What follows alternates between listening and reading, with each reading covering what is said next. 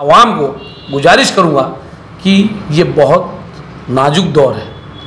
आज पिछले 10 वर्षों में मुस्लिमों की बात किसी ने रखा नहीं है। जब जब मुस्लिम समुदाय की बात उठाने का मौका आया, उस समय जिस देश में अगर कोई नेता है वो श्रद्धेय बाला साहब अम्बेडकर है, उसमें 2 मुस्लिम को टिकट दी गई है।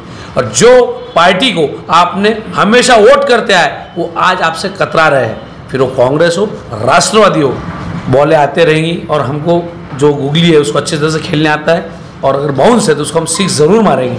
अगर आप जैसे यूथ पार्टी से जुड़ते हैं तो निश्चित तौर पे रिजल्ट जो है वो वंचित आघाड़ी करेगा। तो हमारे भी दरवाजे खुले। इम्तियाज जलील जी आइए, वंचित में आपका स्वागत है। चुनाव चिन्ह लिए चुन के आइए। जो निठल्ले नेता बनाए गए, सत्ता से पैसा, जिनके सारे अवैध धंधे हैं, वही लोग नेता बन गए हैं। तो सर, हमारे चैनल में आपका स्वागत है। खैर मकदम है।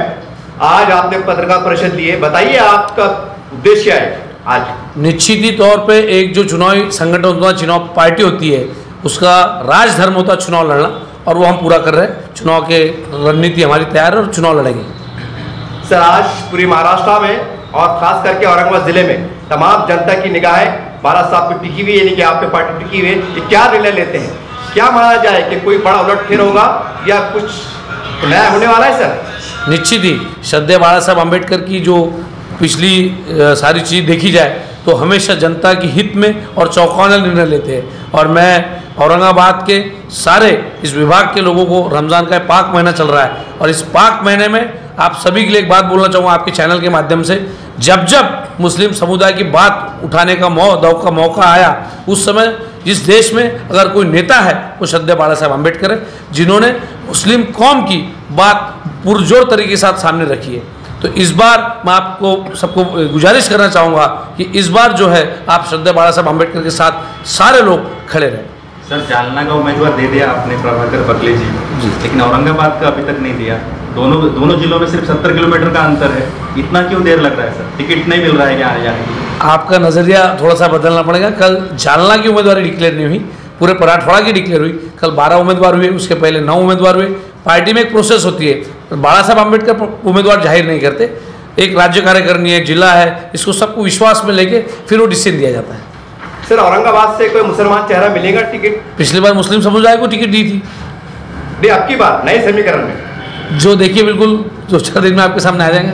सर, अक्सर ये होता है कि जो पार्टी के वरिष्ठ बड़े नेता होते हैं वो कहने के पार्टी के जो पदाधिकारी होते हैं उनकी राय को जान के आगे बढ़ते हैं। मैं आपसे सीधी तौर से पूछ रहा हूँ, आप ये जिम्मेदार लोग हैं, आपके मन में क्या चल रहा है? कि आप चाहते हैं कि औरंगाबाद के अंदर को मुस्लिम चेहरा मिले, या ऐसी कोई बातचीत चल रही है? ये सुझाव आपकी तरफ से जा रहा है निकल के? मैं आपके माध्यम से, चैनल के माध्यम बताना चाहूँगा कि अभी तक जो वंचित आघाड़ी ने मुस्लिम टिकट जो जाहिर किए उसमें 2 मुस्लिम को टिकट दी गई है। और जो पार्टी को आपने हमेशा वोट करते आए वो आज आपसे कतरा रहे हैं, फिर वो कांग्रेस हो राष्ट्रवादी हो, ये आपसे कतरा रहे, कहीं ना कहीं नज़र छुपा रहे। लेकिन बाला साहब आपके सामने डंके के चोट पे, फिर औरंगजेब की कब्र का विषय हो कि आपका दिल्ली का शाहीन बाग का सब्जेक्ट हो, हर मुद्दे को लेकर आपकी बात बहुत सशक्तता के साथ समाज के सामने रखी है। तो इस बार भी आप ये किंतु परंतु मत रहे कि मुस्लिम देंगे, गैर मुस्लिम देंगे, वंचित आघाड़ी का उम्मीदवार रहेगा, वो जो भी रहेगा आपको चुन के लाना है। सर, आने वाले समय में आप वंचित को कहाँ पाते हैं? खासकर हम देख रहे हैं और अपने पूरे महाराष्ट्र में कांग्रेस पार्टी, जबकि बाला साहब को लेकर हर पार्टी का आदत सम्मान रखती है। आखिर क्या कारण है कि इतनी बातचीत होने के बाद, इतनी वार्तालाप होने के बाद कहीं ना कहीं हल्के में लिया जा रहा है? मैं खुल के पूछ रहा हूँ, क्या कारण है? क्या वंचितों को हल्के में लिया जा रहा है? क्या वही पॉलिसी चल रही? आपके मन में क्या चल रहा है? नहीं, निश्चित तौर पे देखिए, राजनीति वोट बैंक से होती है, और आप सभी के सामने हमारे वोट्स रखे, पिछले लोकसभा में क्या लिए, विधानसभा में क्या लिए, और अब पिछले 5 साल से हमारी पार्टी की जो स्थिति है वो बहुत अच्छी तरह से है। हमारे संगठन के आप देख रहे होंगे, यहाँ जितने भी लोग इस मंच पे बैठे, हर जाति धर्म का बंदा पार्टी के साथ जुड़ा हुआ है। आज बूथ तक पार्टी पहुंच चुकी है, संगठन का स्ट्रक्चर बहुत अच्छा खड़ा है। तो इस बार चुनाव के परिणाम कुछ अलग तरीके से आपको मिलेंगे। सर, इस बार 100% बाला साहब हमको लोकसभा में दिखेंगे? जी बिल्कुल।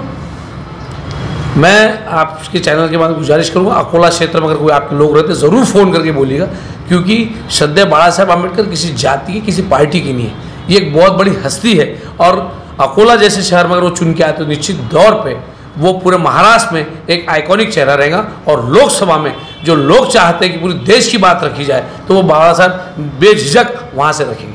सर, जैसा क्रिकेट में कहा जाता है आखिरी ओवर आखिरी बॉल, ऐसे अभी साहब ने एक आखिरी बॉल फेंका है, यॉर्कर डाला है, कहा है कि वेलकम आइए मिलते हैं। अभी काफी सालों से तो कहने की खामोशी इख्तियार रही, लेकिन जब देखा कि थोड़ा मैदान अपने हक में नजर आ रहा है तो आखिरी बॉल पर आखिरी बॉल फेंक दिया है, क्या कहेंगे आप इसके ऊपर? Sir, match is going on है, बॉलें आते रहेंगी और हमको जो गुगली है उसको अच्छे तरह से खेलने आता है, और अगर बाउंस है तो उसको हम सिक्स ज़रूर मारेंगे। हमारे पार्टी के नेता बहुत कद्दावार है, समस्या को जूझ के आम जनता के साथ जुड़े हैं, वो चाहते तो खुद के साथ कुछ भी कर सकते, लेकिन बाबा साहब आम्बेडकर आने वाले कौम की चिंता करते हैं, फिर वो मुस्लिम का यूथ हो, ओबीसी का यूथ हो, बौद्ध का यूथ हो, ये सारे यूथ की चिंता उनको है। और जिस तरह के राजनीति में प्रयोग बीजेपी कर रही है, जो पैसे का पुरजोर प्रयोग राजनीति में आ चुका है, इसको कहीं ना कहीं ब्रेक करने की ताकत बाबा साहब आम्बेडकर रखते हैं। और मैं चाहूँगा आपके चैनल के माध्यम से सारे युवाओं को कि ये दौर वंचित आघाड़ी का है, और आने वाले दौर में अगर आप जैसे यूथ पार्टी से जुड़ते हैं तो निश्चित तौर पे रिजल्ट जो है वो वंचित आघाड़ी करेगा। सर, इम्तियाज जलील साहब ने भी एक नई उन्होंने ऑफर दिया है, बहुत खुलकर दिया है कि आइए नई समीकरण में हम मिलकर लड़ते हैं, तो आप बतौर एक पदाधिकारी कैसा देखते हैं इनके बयान? क्या होता है कि इम्तियाज जलील साहब के सामने चुनाव 20 दिन में है, तो उनको सारी चीज़ें याद आ रही है। जब हमने उनको सांसद बनाया तो मेरे पास, मुझे ऐसा लगता है उनके 5 साल का समय था, आप भी यहीं थे, मैं भी यहीं था, पदाधिकारी भी यहीं थे।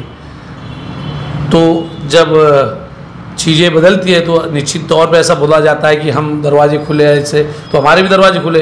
इम्तियाज जलील जी आइए, वंचित में आपका स्वागत है, चुनाव चिन्ह लिए चुन के आइए।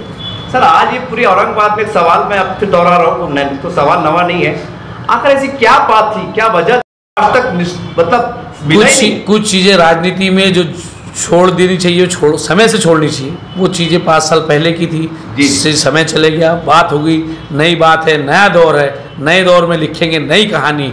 आपका हमारा साथ, जो जज्बात जो आपके चैनल से हमारे पार्टी का हमें जब भी मैं यहाँ पे आया हूँ, मेरी बात पुरजोर तरीके से आप जनता तक पहुँचाइए। हम चाहेंगे कि इस बार जो सच है वो जनता तक आपका चैनल पहुँचाए। जिस तरह के नेतागिरी यहाँ पे चल रही है, जो निठल्ले नेता बनाए गए, सत्ता से पैसा, जिनके सारे अवैध धंधे हैं, वही लोग नेता बन गए हैं, तो आने वाली कौम का क्या होगा? ये जरा मार्मिक सवाल है, आप दिल से पूछिएगा कि आने वाली कौम किसके हाथ में देनी है? जिस कौम को अपन बड़े शिद्दत से बड़ा करते हैं और चाहते हैं कि ये कुछ देश का होनहार बने, अच्छा खिलाड़ी बने, अच्छा व्यवसायिक बने, अच्छे क्षेत्र में जाए, वो ख़त्म किया जा रहा है। सर, ये आखिरी सवाल है मेरा। देखिए सर, आज के हम समाज के बीच में घूमते हैं, पत्रकार समाज सेवक भी होता है। आज राजकीय गरियालों में बात घूम रही है। देखिए, एक तरफ चंद्रकांत खैरे साहब है, एक तरफ खालिद जलील साहब है, और भाजपा के लोग आएंगे, बहुत से दिगर आएंगे, आप भी इसमें शामिल हो गए और खड़े रहेंगे। ऐसा लोग कह रहे हैं कि अगर ये लोग एकजुट नहीं हुए, जैसे सेकुलर माइंड के लोग हैं, तो सीधे तौर पर बीजेपी चुन के आने वाली है। इसके ऊपर आप क्या कहेंगे? आप ये आखिरी सवाल। मुझे लगता है कि एक कहावत है बड़ी अच्छी, आपने सुनी होगी कभी, गरीब की जोरी मोहल्ले की भाभी। तो होता है कि वंचित आघाड़ी कमज़ोर है, कमज़ोर तबके के लोग चला रहे, तो वो देखते हैं कि ये सेटलमेंट है। हर बार ऐसा बताया जाता है कि हम उनका साथ देंगे तो ही बीजेपी साथ लड़ेंगे या अन्याय के खिलाफ लड़ेंगे, ऐसा नहीं है, उन्होंने भी साथ देना चाहिए। और हमारे में इत्मीनान से है, पूरे शिद्दत के साथ हम लड़ेंगे, और आने वाली राजनीति के बारे में आपको दिखा देंगे कि उत्तर प्रदेश हो, आज 27 साल कांग्रेस नहीं है, तो मुलायम सिंह आए, मायावती जी आई, राज अच्छा चला, उत्तर प्रदेश बेहतर बना। बिहार ले लीजिए, लालू जी आए, तेजस्वी चला रहे हैं। दिल्ली ले लीजिए, अरविंद केजरीवाल। तो क्यों नहीं ये बात महाराष्ट्र में बाबा साहब आम्बेडकर कर सकते हैं? हर बार हमें बताया जाता है कि आप कांग्रेस के साथ नहीं तो बीजेपी आ जाएंगी, आप राष्ट्र के साथ नहीं तो बीजेपी आ जाएंगी, तो हमारे साथ आपकी खड़े रहने की जब पोजीशन है तो आप क्यों नहीं रहते? और एक वोट की जो बात है तो आज इक्वल है। जनता के नाम पे आपका संदेश, इस प्रेस माध्यम के द्वारा आपका संदेश जनता के नाम। मेरे तमाम इस चैनल के माध्यम से जो इस आवाज़ को सुन रहे हैं, इस आवाम को गुजारिश करूँगा कि ये बहुत नाजुक दौर है। आज पिछले 10 वर्षों में मुस्लिमों की बात किसी ने रखा नहीं है। जिस कांग्रेस ने, जिस राष्ट्रवादी ने आपके वोट लिए, वो भी आज आपसे नज़र छुपा के जय श्री राम बोल रहे हैं।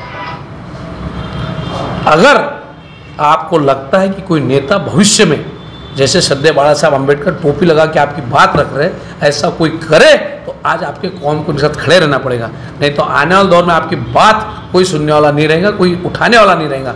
तो यह मौका आपके पास है, किसी भी कन्फ्यूजन में मत रहिए। न MIM, न कांग्रेस, न राष्ट्रवादी, आपको चुनना है वंचित आघाड़ी, ताकि जो बात बाला साहब ने आपकी पूरे महाराष्ट्र में, पूरे देश में उठाई है, उसका मैसेज वंचित आघाड़ी के साथ जाना चाहिए। परिणाम चाहे जो भी हो, हमें अपनी कौम के, आने वाले कौम को, पीढ़ी को बचाना है, तो वंचित आघाड़ी का साथ देना होगा। जय हिंद, जय भीम।